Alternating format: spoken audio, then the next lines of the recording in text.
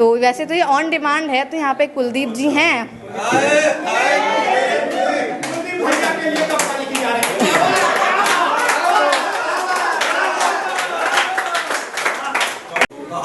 है ना, तो मैं इसकी शुरुआत एक कहानी के साथ करूँगी। मैंने कहानी लिखी है इस बार, स्टोरी, तो आप लोग ध्यान से सुनना। नाम मैं आखिरी में बताऊँगी। पुरानी दिल्ली की तंग गलियों में एक छोटी सी दुकान है जहाँ पुराने समय से किताबें मिलती हैं, यानी पुरानी किताबें, पुरानी यादें, पुराने लोग और पुरानी मोहब्बत। अरे छोड़ो, उस दुकान के मालिक थे अहमद, ठीक है, जिनकी उम्र ढल चुकी थी, मगर आंखों में अब भी एक अधूरी कहानी का दर्द झलक रहा है। हर शाम, मतलब हर समय की उस शाम को वो दुकान के बाहर बैठते, एक डायरी लेते, उसके पन्ने को पलटते। ये उनका रोज़ का था, ठीक है। तो वो डायरी थी फरजाना की। आप कैरेक्टर्स का नाम अपने आप याद रखेंगे, ठीक है, अहमद और फरजाना, ठीक है। तो वही लड़की जिससे अहमद ने बेइंतहा मोहब्बत की थी, मगर रिश्ते और मजबूरी की दीवारें इतनी ऊंची थी कि वो कभी साथ नहीं हो पाए। एक दिन एक युवा लड़की, यानी मैं, उस दिन मैं उनकी दुकान पर गई और मैंने किताबें तलाशने लगी। वहाँ उस समय मेरी आंखों में मैंने वो बेचैनी महसूस की जो मैं कभी अहमद की आंखों में महसूस करती थी, यानी देखती थी। तो मैंने बहुत हिम्मत की और मैंने उनसे पूछा, अंकल आप रोज़ इस डायरी को क्यों पढ़ते हैं? उन्होंने मुस्कुराकर मुझसे कहा, क्योंकि कुछ कहानियाँ अधूरी रहकर भी पूरी होती हैं। जब तक यादें हैं तब तक मोहब्बत है। उस रात जब मैं घर आई, एक पुरानी किताब खरीद कर लेकर आई, तो उसमें से एक खत निकला जो फरजाना के लिए था, लेकिन शायद वो अंकल कभी उन्हें दे नहीं पाए थे। तो वो जैसे ही खत निकला, मैंने वो खत लिया। वैसे ऐसे किसी के खत पढ़ते नहीं हैं, पर मैंने पढ़ा। उसमें लिखा था, तेरा होना अभी बाकी है, कि तेरा जिक्र अब बाकी है, दिल में एक लकीर बाकी है, बिछड़े तो मुद्दतों पहले थे, मगर आँखों में नमी अब भी बाकी है। वो लफ्ज़ जो कह ना सके तुमसे, हवाओं में उनकी गूंज बाकी है। शाम ढलते ही ये दिल कहता है, तेरी यादों की रोशनी अभी बाकी है। वक्त ने चाहा मिटा दे सब कुछ, पर जज्बातों की चिंगारी अभी बाकी है। जो फरजाना समझ ना सकी उनके अफसानों को, उस कहानी में जान आज भी बाकी है।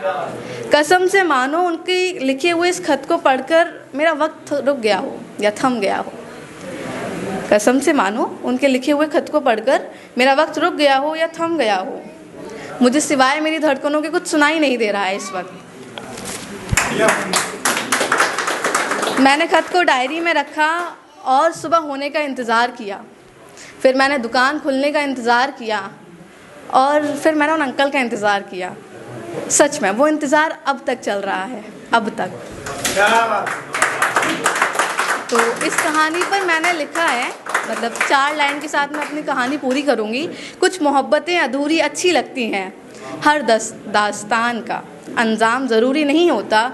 जो लफ्ज़ कहे नहीं गए वही सबसे गहरे होते हैं, जो लफ्ज़ कहे नहीं गए वही सबसे गहरे होते हैं। मोहब्बत की किताब में हर पन्ना पुराना नहीं होता।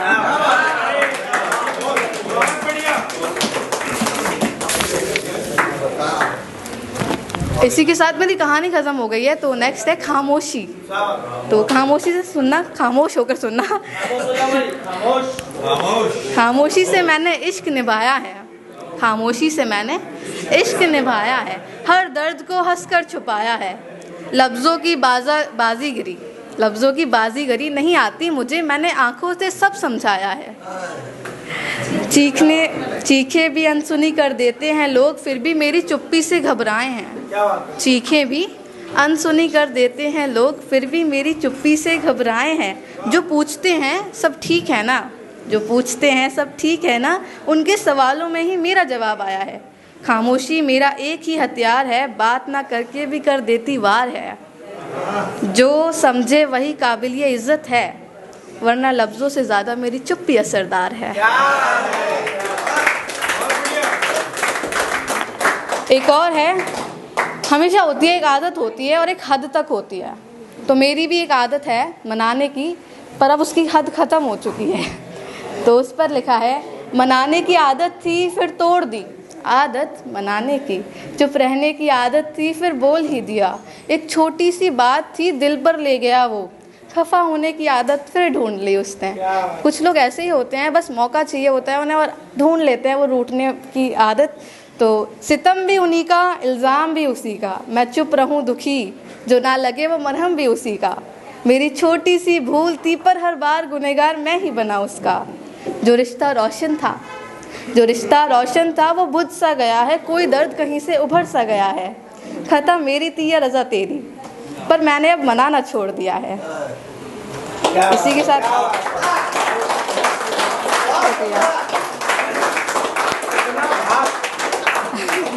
Thank you.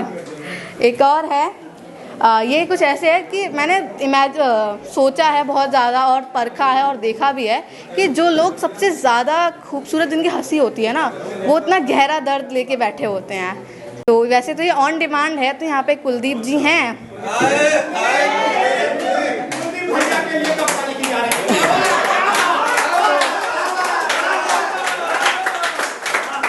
ये उन्होंने मेरे से थोड़े दिनों पहले कहा था, तो कुछ ऐसे ही, पर ये उन लोगों के लिए भी है जो बहुत ज़्यादा अच्छा हंसते हैं, ठीक है। तो आप सब ध्यान से सुनना कि हंसी के पीछे दर्द छुपाए बैठे हैं, खुद में हर लम्हा आजमाए बैठे हैं, खुद दोबारा अच्छा ठीक। हंसी के पीछे दर्द छुपाए बैठे हैं, खुद में हर लम्हा आजमाए बैठे हैं, रोशनी बनकर जो जगमगा रहे हैं, कसम से अंधेरों का शहर बसाए बैठे हैं।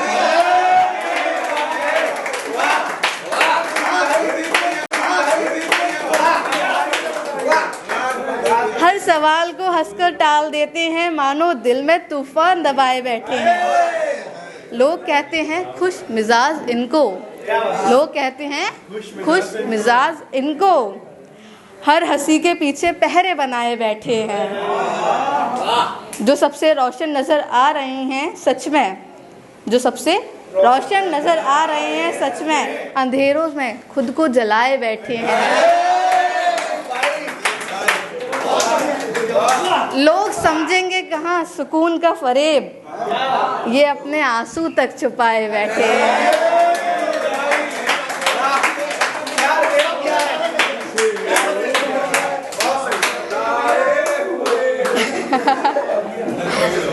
हंसी में लिपटी उदासी का राज कैसे कहें, हंसी में लिपटी उदासी का राज कैसे कहें, अरे आखिर मुस्कान को दर्द बनाए बैठे हैं।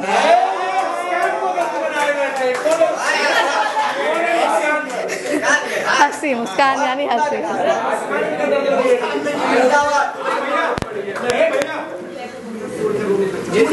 एक और है, एक आखिरी शेर है, वक्त, थोड़ा वक्त को समझ लेते हैं यहाँ पे। तो ये कुछ ऐसे है, आप वक्त के साथ कितना समझते हैं, आप वक्त में क्या समझते हैं, आप वक्त रहते क्या समझते हैं, अरे आखिर आप वक्त को समझते क्या हैं। ऐसे अनगिनत सवाल हैं जो मैं आपसे कर सकती हूँ इस वक्त, और मुझे भरोसा है, यकीन है कि आपके पास एक का भी जवाब नहीं है इस वक्त। लेकिन मैं जानती हूँ कि मेरी लिखी हुई इन लाइनों को सुनने के बाद आप एक चीज़ ज़रूर कहेंगे कि वक्त किसी का नहीं पर सबका है। अरे वक्त की सच्चाई है ये, वक्त को समझे ठहरता नहीं, कल तेरा था पर आज तेरा नहीं, जो हंसाए वही आजमाए, कभी पास लाए कभी दूर भगाए, ये ज़ख्म भी देगा ये मरहम भी देगा, जो सीख न पाए वो गम भी देगा। संभल जा अभी, संभल जा यहीं, वक्त की ठोकर तोड़ ना जाए कहीं। वक्त की सच्चाई है ये, वक्त किसी का नहीं पर सबका है। Thank you so much.